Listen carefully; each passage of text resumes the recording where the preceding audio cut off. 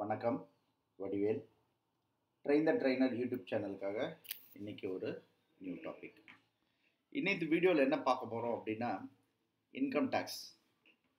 ஏன்னா June July வந்துச்சுனாவே நம்ம ID filing பண்ண வேண்டியிருக்கும். அப்படி பண்ணும்போது அதில் என்னெல்லாம் பிரச்சனை இருக்குது, என்ன பண்ணணும் என்ன பண்ணக்கூடாது அப்படிங்கிறத பற்றி தான் இப்போ சொல்ல போகிறோம். ஸோ இந்த வீடியோ வந்து சேலரி பீப்புளுக்கும் சரி, இல்லை கம்பெனியில் ஒர்க் பண்ணுற ஸ்டாஃபுக்கும் சரி, இல்லை ஐடி ஃபைலிங் பண்ணுற கன்சல்டண்ட்டுக்கும் வந்து ரொம்ப யூஸ்ஃபுல்லாக இருக்கும். இந்த வருஷம் டிஐஎஸ் ஏஎஸ் இதில் அடிஷ்னலாக நிறைய ஃபீச்சர்ஸ்லாம் எடுத்துருந்துருங்க. நிறைய இன்ஃபர்மேஷன் வந்து கவர்மெண்ட் நமக்காக கொடுக்குது.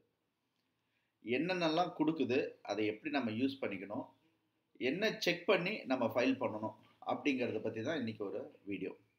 ஆனால் கவர்மெண்ட் கொண்டு வந்து எல்லாத்தையும் இந்த ஒரு வீடியோவில் பார்க்க முடியாது, ஏன்னா அவ்வளோ கொண்டு வந்திருக்காங்க. ஸோ அதில் இம்பார்ட்டன்ட் எது ப்ராப்ளமேட்டிக் ஏரியாவோ அதை மட்டும் நம்ம டிஸ்கஸ் பண்ண போகிறோம். சரி, அதில் வந்து ஃபஸ்ட் பாயிண்ட்டு சேல்ரி. ஸோ ஒரு எம்ப்ளாயி நீங்கள் ஐடிஆர் 1 ஃபைல் பண்ணுறதுக்கு முன்னாடி என்ன பார்க்கணும் அப்படின்னா, அவர் ஒரு கம்பெனியில் வேலை பார்த்துருப்பாரு, ஃபார்ம் 16 கொடுப்பாரு, அதை வச்சு நீங்கள் ஃபைல் பண்ணிடுவீங்க. ஆனால் ஒரே பர்சன் ஒரு கம்பெனியில் இன்கம் டேக்ஸ் பெனிஃபிட் எடுத்துகிட்டு அதே வருஷம் 2வது கம்பெனியில் ஜாயின் பண்ணியிருப்பார்.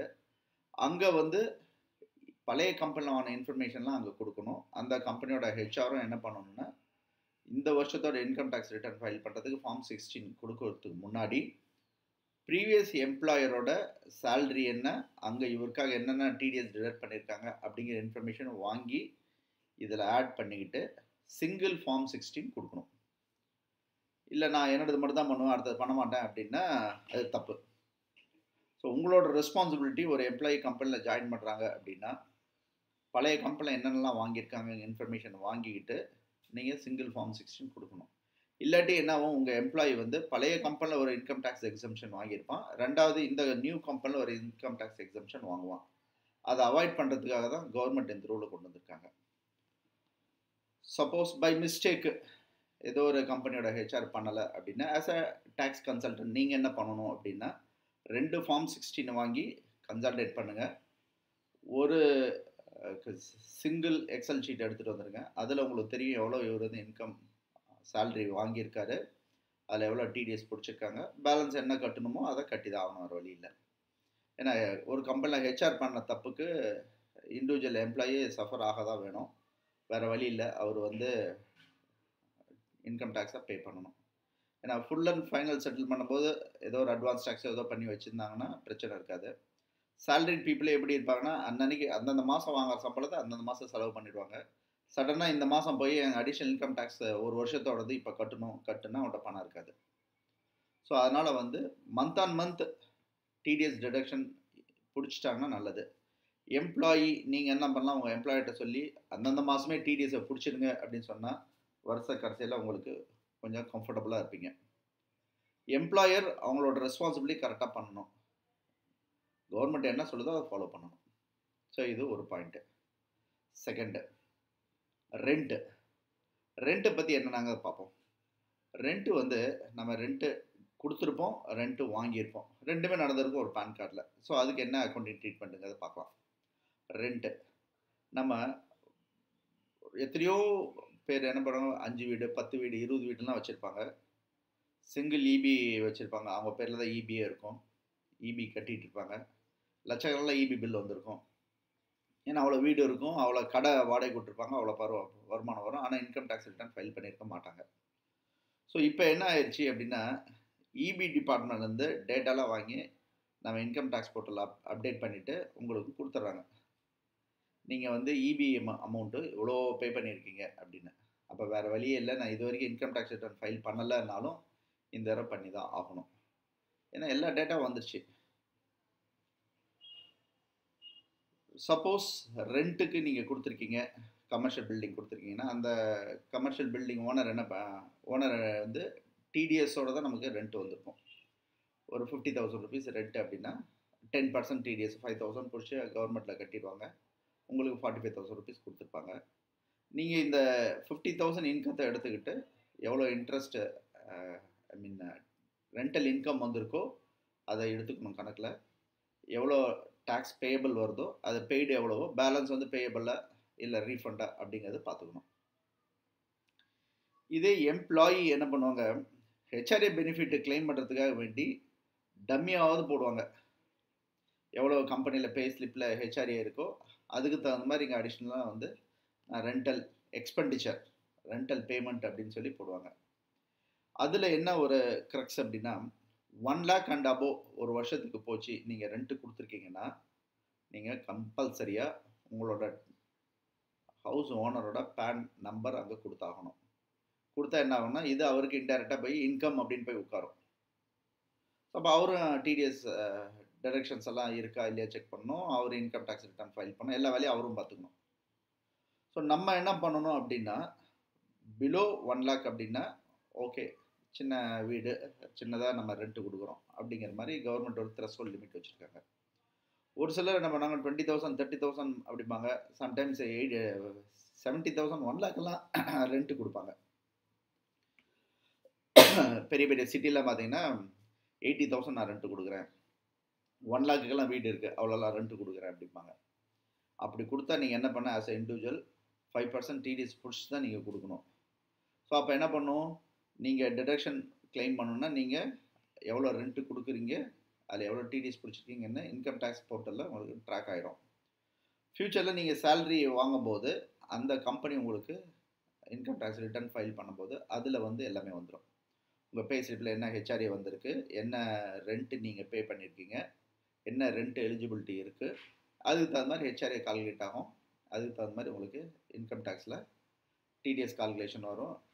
டிடிஎஸ் ரீஃபண்டா இல்லை டிடிஎஸ் பேமெண்ட்டா அதெல்லாம் அந்த டயத்தில் பிடிச்சிடலாம். அதே மாதிரி டிவிடெண்ட்டு, நீங்கள் எந்த கம்பெனியில் இன்வெஸ்ட் பண்ணியிருந்தாலும் சரி, எங்கே டிமேட் வச்சுருந்தாலும் சரி, கவர்மெண்ட் என்ன பண்ணிடுறாங்க, எல்லா கம்பெனியோட டிமேட்டோட கம்ப்ளீட் டீட்டெயில்ஸ் வந்து இங்கே கொண்டு வந்துட்டு ஏஎஸில் கொடுத்துட்றாங்க. நீங்கள் எனக்கு டிவிடெண்ட் இன்கமே இல்லைன்னு சொல்ல முடியாது, ஏன்னா ஆட்டோமேட்டிக் எல்லாம் ஆட்டோமேட் பண்ணிட்டாங்க.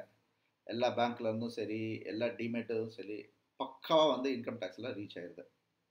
நீங்கள் அதை அப்படியே எடுத்து அதுக்கு டோட்டல் இன்கம் எனக்கு எவ்வளோ வந்திருக்கு, அதுக்கு எவ்வளோ டிவிடெண்ட் இன்கமும் வந்திருக்கு, அதை நீங்கள் டேக்ஸ் ஆஃபர் பண்ணுறது பெஸ்ட்டு. அடுத்தது இன்ட்ரெஸ்ட். இன்ட்ரெஸ்ட் வந்து நிறைய பேர் என்ன பண்ணுவாங்க, நான் ஒரு 10 பேங்க் அக்கௌண்ட் வச்சுருக்கேன், 5 பேங்க் அக்கௌண்ட் வச்சுருக்கேன், நான் இருக்கிறதெல்லாம் பிரித்து போட்டுக்கிறேன். இங்கே ஒரு 1 lakh எஃப்டி, அந்த இதில் 1 lakh எஃப்டி, அங்கே ஒரு எஃப்டி, அங்கே 5 லட்சம், இங்கே 10 லட்சம், ஒரு 2 பேங்க் மட்டும் நான் காட்டிடுவேன், மிச்சதெல்லாம் காட்ட மாட்டேன் அப்படின்னா இனிமேல் அதை பண்ண முடியாது. நீங்கள் உங்களுக்கு 5 பேங்க் அக்கௌண்ட் இருக்குது, 10 பேங்க் அக்கௌண்ட் இருக்குன்னா நீங்கள் ஒன்று தான் இன்கம் டேக்ஸ் டிபார்ட்மெண்ட்டில் கொடுத்துருப்பீங்க, என்னோட பேங்க் அக்கௌண்ட் இந்த 2 தான் அப்படின்னு. ஆனால் இன்கம் டேக்ஸ் என்ன பண்ணுறான் அப்படின்னா, உங்களோட மற்ற பேங்க்கில் இருக்க எல்லா டீட்டெயில்ஸும் கலெக்ட் பண்ணி அவன் உங்களுக்கு கொடுத்துருவான். நீ 10 பேங்க்கில் அக்கௌண்ட் வச்சுருந்த, 10லேயும் அந்த 1 கோடி ரூபாய் இன்வெஸ்ட்மெண்ட் வச்சுருக்க, ஃபிக்ஸட் டெபாசிட் இருக்குது, அதுக்கு இன்ட்ரெஸ்ட் இவ்வளோ இருக்குது, இதை நீ கணக்கில் காட்டுன்னு அவன் சொல்லிடுவான். ஸோ அதனால் நீங்கள் அதை எஸ்கேப் பண்ண முடியாது. ஏன்னா இப்போ வந்து பேனு ஆதார் எல்லாம் லிங்க் ஆயிடுச்சு. லாஸ்ட் இயர் பார்த்தீங்கன்னா ஒரு 12 கோடி பேன் கார்டு கேன்சல் பண்ணியிருந்தாங்க, டீஆக்டிவேட் பண்ணியிருந்தாங்க. ஏன்னா பேன் ஆதார் லிங்க் ஆகாதவங்க, ஒரு ஆள் 2 பேன் வச்சுருந்தது எல்லாத்தையும் கேன்சல் ஆயிடுச்சு. இதனால் என்ன ஆயிருந்தது அப்படின்னா, ஜெனுவனாக ஒருத்தர் பிஸ்னஸ் பண்ணிகிட்டு இருந்தார், ஒரு கான்ட்ராக்டராக இருந்திருப்பார், ஒரு 1% டிடிஎஸ் 1% அதில் 2% டிடிஎஸ் பிடிச்சிட்டு இருந்திருப்பாங்க. திடீர்னு வந்து பேன் கார்டு செல்லாத பேன் கார்டுன்னு ஆயிடுச்சு. அப்போ என்ன ஆச்சு அப்படின்னா, ஜெனுவனாக கரெக்டாக வேலை பார்த்துருந்த கார்பரேட்டில் இருக்கிற ஃபினான்ஸ் டிபார்ட்மெண்ட் என்ன பண்ணிட்டாங்கன்னா 2% வேலை 20% டிடிஎஸ் பிடிக்க ஆரம்பிச்சிட்டாங்க. ஒரு சில அக்கௌண்டன்ட் தெரியாது இது மாதிரி இருக்குங்கிறது. ஆனால் அப்டேட்டரில் இருக்கிற அக்கௌண்டன்ட்லாம் என்ன பண்ணாங்க, கரெக்டாக உங்கள் பேன் ஆதாரை செக் பண்ணுறேன் அப்படின்னு சொல்லி பேனும் ஆதார் வாங்கினாங்க, செக் பண்ணாங்க, லிங்க்கில் இல்லை, ப்ரீவியஸாக இன்கம் டேக்ஸ் ரிட்டர்ன் ஃபைல் பண்ணலை அப்படின்னா உங்களுக்கு ஹையர் டிடிஎஸ். பேன் இல்லாத கேஸுக்கு எப்படி 20% டிடிஎஸ் பிடிக்கணுமோ அதே மாதிரி டிடிஎஸ் பிடிச்சிட்டு பைசா கொடுத்துட்டாங்க. ஸோ அந்த ஒரு அக்கௌண்டன்ட் பண்ண ஒரு நல்லதுனால அந்த கம்பெனிக்கு எந்த ஒரு இஷ்யூவும் இல்லை, சேஃபாக போய்ட்டுருக்கும். இல்லாட்டி என்ன ஆயிருக்கும் அப்படின்னா, இன்கம் டேக்ஸ்லேருந்து டிடிஎஸ் சர்க்கிள்லேருந்து நோட்டீஸ் வரும், நீங்கள் வந்து 20% பிடிக்கிறது பதிலாக 2% பிடிச்சிட்டிங்க, பேலன்ஸ் அமௌண்ட்டு நீங்கள் கட்டுங்க அப்படின்னு சொல்லி. அன்றைக்கே பிடிச்சி கட்டியிருந்தால் நம்ம சப்ளையருக்கு கொடுக்க வேண்டிய பணத்தில் பிடிச்சி கட்டியிருக்கலாம். இப்போ நோட்டீஸ் வந்தால் என்ன பண்ணணும், நம்ம கை காசு போட்டு தான் கட்டணும். ஒரு அக்கௌண்டன்ட் பண்ணதுக்காக அந்த கம்பெனிக்கே பெனல்ட்டி. ஸோ அதனால் எப்போதும் அக்கௌண்டன்ட் நீங்கள் என்ன பண்ணணும் அப்படின்னா ப்ராப்பராக அப்டேட்டடாக இருந்துக்கிறது நல்லது. இது ஒன்று. அடுத்தது ஃபிக்ஸட் டெபாசிட். ஃபிக்ஸட் டெபாசிட் வந்து நீங்கள் எங்கே ஃபிக்ஸட் டெபாசிட் வச்சுருந்தாலும் எடுத்துருந்து காமிச்சிடும். ஏன்னா ஒவ்வொரு பேங்க்கும் ஐடி ஃபைலிங் பண்ணிட்டு இருக்காங்க, டெபாசிட் டிஸ்க்ளோஸ் பண்ணிட்டு இருக்காங்க. இப்போ எல்லாம் என்னாச்சுன்னா போஸ்ட் ஆஃபீஸ் எல்லாம் கூட டிஸ்க்ளோஸ் பண்ண ஆரம்பிச்சிட்டாங்க. நீங்கள் வந்து நான் போஸ்ட் ஆஃபீஸ் தான் போட்டு வச்சுருக்கேன், இது யாருக்கும் தெரியாது அப்படின்னு. இப்போவும் என்னாச்சு அப்படின்னா போஸ்ட் ஆஃபீஸில் 50,000 அபோவ் நீங்கள் போய் டெபாசிட் பண்ணுறீங்கன்னா பேன் கார்டு வாங்கிடுறாங்க. இன்ட்ரெஸ்ட் இன்கம் வரும்போது அதை வந்து இன்கம் டேக்ஸ்னு டிஸ்க்ளோஸ் பண்ணிடுறாங்க. அதனால் அங்கே வச்சுக்கிறதும் கணக்கில் வரதான் செய்யுது. அடுத்தது கிரெடிட் கார்டு. நீங்கள் கிரெடிட் கார்டு வந்து புதுசாக ஒரு கிரெடிட் கார்டு கொடுத்தா கூட அங்கே டிஸ்பிளே ஆகுது. அது மாதிரி எடுத்துகிட்டு வந்துட்டாங்க. இன்னொன்று, கிரெடிட் கார்டுக்கு பேமெண்ட்டு நீங்கள் நிறையா கட்டியிருக்கிறீங்க. எனக்கு வந்து இன்கமே கிடையாதுங்க, நான் இன்கம் டேக்ஸ் ரிட்டனே ஃபைல் பண்ணுறதில்ல, ஆனால் கிரெடிட் கார்டில் நான் 10 லட்ச ரூபா வந்து பணம் கட்டியிருக்கிறேன். எப்படி இது? ஸோ கவர்மெண்ட் என்ன பண்ணுறாங்க, இப்போ அது மாதிரி எதாவது இருந்தாலும் நீ இன்கம் டேக்ஸ் ரிட்டர்ன் ஃபைல் பண்ணுன்னு சொல்லி லாக் பண்ணுறாங்க. கிரெடிட் கார்டு ஸ்டேட்மெண்ட்லாம் எடுத்துகிட்டு வந்துட்டாங்க. ஒரு சிலர் என்ன பண்ணுவாங்க, கிரெடிட் கார்டு வச்சுக்குவாங்க, அதை வச்சு பிஸ்னஸ் பண்ணுறது. யாருக்கு பணம் வேணுமோ நான் ஸ்வைப் பண்ணி கொடுக்குறேன், 2% கொடு 3% கொடுன்னு. அது ஒன்றாவது பிஸ்னஸ் மாதிரியே ஆயிடுச்சு. ஸோ அவங்கெல்லாம் இப்போ இன்கம் டேக்ஸ் ரிட்டர்ன் ஃபைல் பண்ணலைன்னா இதை ஃபைல் பண்ண வேண்டி வரும். அதனால் நீங்களும் உஷாராக இருங்க. அடுத்து ஃபாரின் ட்ராவல். ஃபாரின் ட்ராவல் அடிஷ்னலாக என்ன பண்ண டிசிஎஸ் கொண்டு வந்துட்டாங்க. யாரெல்லாம் ஃபாரின் ட்ராவல் போகிறாங்களோ இமிக்ரேஷன் பண்ணும்போது பாஸ்போர்ட்டை என்ட்ரி பண்ணும்போது பேன் நம்பரும் என்ட்ரி பண்ணிடுறாங்க. உங்களுக்கு எல்லாமே பக்காவாக கேப்சர் ஆகிடுது. நீங்கள் அங்கே போய் என்னென்னலாம் செலவு பண்ணுறீங்களோ எல்லாமே அடிஷ்னல் டிசிஎஸ் பிடிச்சிடுறாங்க. நீங்கள் கிரெடிட் கார்டில் பே பண்ணுறேன், டெபிட் கார்டில் பே பண்ணுறேன் அப்படின்னா பே பண்ணும்போது அங்கே என்ன ஆகும்னா யூஎஸ் டாலரில் பேமெண்ட் பண்ணுறேன்னா ஐஎன்ஆர் டெபிட் ஆகும்போது டிசிஎஸும் சேர்த்து டெபிட் ஆகிடும். அது ஆட்டோமேட்டிக்காக அந்த பேங்க் என்ன பண்ணுவாங்கன்னா உங்களோட பேன் நம்பரை பேஸ் பண்ணி உங்கள் இன்கம் டேக்ஸ் டிபார்ட்மெண்ட்டில் பேமெண்ட் பண்ணிடுவாங்க. உங்கள் பேனில் அந்த அமௌண்ட் ரிஃப்ளெக்ட் ஆகும். ஸோ அடுத்த வருஷம் இன்கம் டேக்ஸ் ரிட்டர்ன் ஃபைல் பண்ணும்போது நான் ட்ராவல் போனதும் இந்த செலவெல்லாம் எடுத்துக்கிட்டது, இந்த இன்கம் வந்தது, யார் என்ன எல்லாம் நீங்கள் டிஸ்க்ளோஸ் பண்ணணும். ஸோ நீங்கள் வந்து நான் வருஷத்துக்கு 2 லட்சத்துக்கு கீழே தான் நான் இன்கம் வச்சுருக்கேன், நான் இன்கம் டேக்ஸ் ரிட்டனே ஃபைல் பண்ணுறதில்ல, ஆனால் வருஷத்துக்கு 4 ஃபாரின் ட்ராவல் டூர் போவேன், அந்த அளவு எனக்கு பணம் இருக்குன்னா அப்போ நீ இன்கம் டேக்ஸ் ரிட்டர்ன் ஃபைல் பண்ணு அப்படிங்கிற மாதிரி வரும். அதே மாதிரி பேங்க் பேலன்ஸு. நீங்கள் எத்தனை பேங்க்கில் பணம் வச்சுருந்தாலும் 50,000 அபோவ் பேங்க்கில் பணம் வச்சுருந்தீங்கன்னா அது ஆட்டோமேட்டிக்காக இன்கம் டேக்ஸில் ரெஃப்ளெக்ட் ஆகும். இந்த வருஷத்துக்கு கொண்டு வந்துட்டாங்க. என்கிட்ட வந்து 2 பேங்கை கொண்டு வச்சுக்கிட்டு அதை டம்மியாக நான் அதில் மட்டும் கணக்கு காமிச்சிட்ருக்கிறேன். மற்ற மெயின் பேங்க்லாம் நான் 20 லட்சம் 30 லட்சம் வச்சுருப்பேன், அதை கணக்கிலே காட்ட மாட்டேன். ஐ எம் ஹாப்பி அப்படின்னு நினச்சிங்கன்னா அதுதான் தப்பு. இந்த வருஷம் என்ன பண்ணிட்டாங்க அப்படின்னா 50,000 அபோவ் இருக்கிறதெல்லாம் ஆட்டோமேட்டிக்காக வந்து கேப்சர் ஆகிடும். நீங்கள் அந்த பேங்க்கில் நடந்த டிரான்சாக்ஷனுக்கு உண்டான டேக்ஸும் கட்டி தான் ஆகணும். அதே மாதிரி கேஷ் டெபாசிட் பண்ண, அதாவது உங்களோட 10 லட்ச ரூபா கொண்டு கேஷ் டெபாசிட் பண்ணியிருக்கீங்க, இல்லை கேஷ் வித்ட்ராயல் பண்ணியிருக்கீங்க, ஒரு 10 லட்ச ரூபா வந்து ஒரு வருஷத்துக்கு கேஷ் வித்ட்ரா பண்ணியிருக்கீங்க.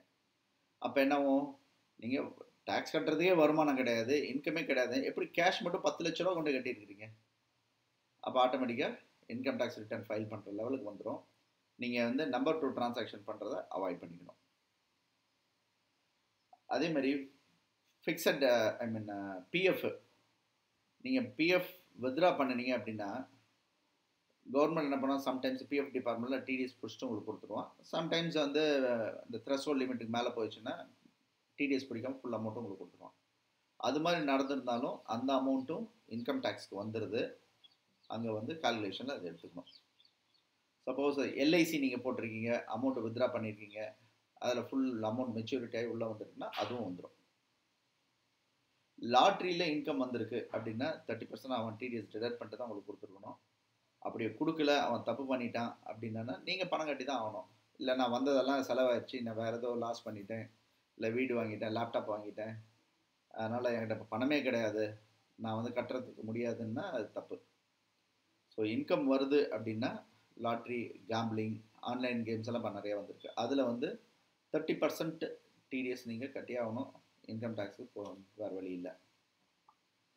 Purchase of vehicle. எனக்கு இன்கம் டேக்ஸ் கட்டுற அளவுக்கே வருமானம் கிடையாது, ஆனால் பென்ஸ் கார் 50 லட்சம் கொடுத்து பணம் வாங்கியிருக்கேன், அதில் டிசிஎஸ் கலெக்ட் பண்ணி கட்டியிருப்பாங்க. நீங்கள் எப்படி எஸ்கேப் ஆக முடியும்? வேறு வழியே இல்லை, நீங்கள் இன்கம் டேக்ஸ் ரிட்டர்ன் ஃபைல் பண்ணி தான் ஆகணும். ஸோ இதெல்லாம் எதுக்கு நான் சொல்கிறேன் அப்படின்னா நீங்கள் கரெக்டாக தெரிஞ்சுக்கிட்டு டேக்ஸ் பிளானிங் கரெக்டாக பண்ணுங்கள். அந்தந்த அக்கௌண்ட்டை அந்தந்த இதுக்கு கரெக்டாக ஆப்ரேட் பண்ணுங்கள். சம்டைம்ஸ் டொனேஷன் கொடுப்பாங்க கோவிலுக்கு, கொடுத்தாங்க அப்படின்னா அந்த டொனேஷன் கொடுக்கும்போது பேன் கார்டெல்லாம் வாங்குவாங்க. அந்த பேன் கார்டை வாங்கி அந்த ட்ரஸ்ட்டை என்ன பண்ணுவாங்க அப்படின்னா இன்கம் டேக்ஸ் கரெக்டாக ரிட்டர்ன் ஃபைல் பண்ணுவாங்க. யார்கிட்ட வாங்கியிருக்கோம், எந்த பேன் வாங்கியிருக்கோம், எந்த ஆதார் வாங்கியிருக்கோம், எப்படி வாங்கியிருக்கிறோம். கேஷ் 2000 மேலே வந்து கேஷ் கொடுக்க முடியாது, அவன் கேஷ் வாங்கக்கூடாது. அதுக்கு மேலே போச்சுன்னா நீங்கள் அக்கௌண்ட் ட்ரான்ஸ்ஃபர் தான் பண்ணியிருப்பீங்க. அது எல்லாமே பேங்க் அக்கௌண்ட்டில் வந்துடுது. அந்த ட்ரஸ்ட் வந்து இன்கம் டேக்ஸுக்கு ரிப்போர்ட் பண்ணியிருக்கணும். அது ஆட்டோமேட்டிக்காக உங்கள் பேனில் வந்து உட்காரும். நீங்கள் இன்கம் டேக்ஸ் ரிட்டர்ன் ஃபைல் பண்ணும்போது அந்த எலிஜிபிலிட்டி உங்களுக்கு வந்துடும். 50% 100% எக்ஸம்ஷன், டேக்ஸ் எக்ஸம்ஷன் உங்களுக்கு வந்துடும். ஸோ எவ்வளோ இன்ஃபர்மேஷன் புதுசாக ஆட் பண்ணி, இது மட்டும் இல்லை, ஒரு கிட்டத்தட்ட 40-50 அடிஷ்னல் ட்ரான்சாக்ஷன்லாம் எடுத்துகிட்டு வந்திருக்காங்க. சின்ன சின்னதாக எடுத்துகிட்டு வந்து உங்களுக்கு ரிஃப்ளெக்ட் பண்ணுறாங்க ஏஎஸ் ஸ்டேட்மெண்ட்டில். டேக்ஸ் இன்ஃபர்மேஷன் சிஸ்டத்தையும் நீங்கள் ஒரு தடவை பார்த்துட்டு அதுக்கப்புறம் ரிட்டர்ன் ஃபைல் பண்ணுங்கள். இதை கரெக்டாக நீங்கள் பண்ணினீங்க அப்படின்னா ஃப்யூச்சரில் வந்து உங்களோட கிளைண்ட்டுக்கு நோட்டீஸ் வராமல் இருக்கிறதுக்கு இது ஒரு சேஃபான வருது. இது முன்னாடிலாம் நம்ம என்ன பண்ணோம்னா வருது அப்படின்னா ஒரு 10 minutes 30 minutes ஆர் 1 டேயில் ரிட்டர்ன் ஃபைல் பண்ணிடுவோம். ஆனால் இப்போ அப்படிலாம் பண்ண முடியாது, பண்ணக்கூடாது. ஸோ ப்ராப்பராக எல்லாத்தையும் ஸ்டடி பண்ணுங்கள். என்னென்னலாம் இன்கம் டேக்ஸ் டிபார்ட்மெண்ட்டு கேப்சர் பண்ணியிருக்காங்க அப்படின்னு பாருங்கள். கரெக்டாக ரிட்டர்ன் ஃபைல் பண்ணுங்கள். அப்போ தான் உங்கள் கிளைண்ட்டுக்கு பிரச்சனை இல்லாமல் ஸ்மூத்தாக வந்து ஐடி ஃபைலிங் நடக்கும். ப்ளஸ் ஃப்யூச்சரில் எந்த ஒரு பிரச்சனையும் இல்லாமல் ஸ்மூத்தாக வந்து ரன் பண்ணுவாங்க. So thank you. தேங்க்ஸ் ஃபார் வாட்சிங் திஸ் வீடியோ. இந்த வீடியோ உங்களுக்கு பிடிச்சிருக்கு அப்படின்னா லைக் பண்ணுங்கள், உங்கள் ஃப்ரெண்ட்ஸ்க்கும் ஷேர் பண்ணுங்கள். ட்ரெயின் த ட்ரெயினர் யூடியூப் சேனலும் சப்ஸ்கிரைப் பண்ணுங்கள். தேங்க்யூ.